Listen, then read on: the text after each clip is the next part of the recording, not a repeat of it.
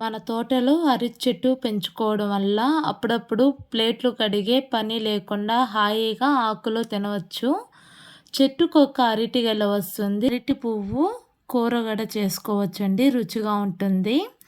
ఆరోగ్య లాభాలు ఉన్నాయి. కానీ పువ్వుని వంటకి సిద్ధం చేసుకోవడం చాలా కష్టమండి. అరటి పువ్వు తినడం వల్ల డైజెషన్, అలసర తగ్గుతుందండి. ఋతుచక్రంతో బాధపడుతున్న స్త్రీలకు చాలా మంచిది. గర్భాశయం లోపాలు ఉన్నవాళ్ళు కూడా తినవచ్చు.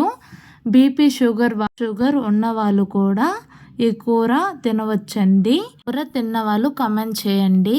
ఈ పువ్వుని ఎలా ఒలుచుకోవాలో చూద్దాం రండి. ఫస్ట్ అరటి పువ్వుని ఒక్కొక్క రెమ్మగా తీసుకొనేసి అరటి పువ్వుకున్న రేకుల్ని తుంచుకునేసి మెయిన్గా చూపించిన అన్ని తీసేవాళ్ళండి. ఈ 3 మెయిన్గా ఇప్పుడు చూపించిన విధంగా ఒలుచుకొని కర్రీ